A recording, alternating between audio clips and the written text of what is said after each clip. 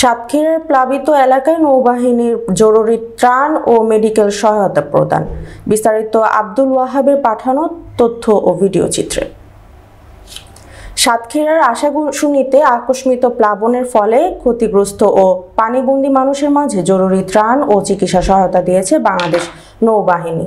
Commander Khulna নৌ অঞ্চলের সার্বিক তত্ত্বাবধানে বৃহস্পতিবার ৩রা এপ্রিল দুপুরে আশাশুনি উপজেলার আনুলিয়া ইউনিয়নের বিছট ও কাকবাসিয়া এলাকায় এসব ত্রাণ সামগ্রী বিতরণ করা হয়।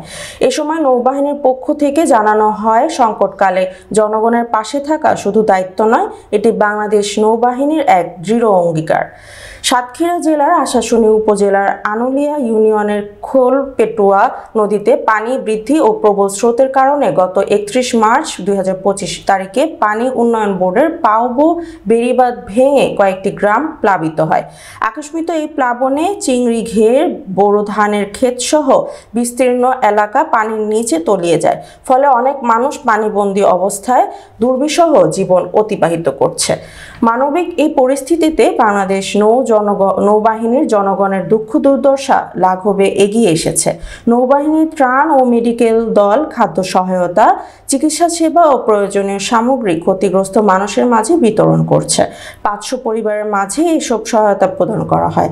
খাদ্য সামগ্রীর মধ্যে রয়েছে চাল, ডাল, তেল, চিনি, বিশুদ্ধ পানির জেরিক্যান, ঔষধ, খাবার, স্যালাইন, বিভিন্ন রকমের শুকনো খাবার, মোমবাতি, দিয়াশলাই ইত্যাদি।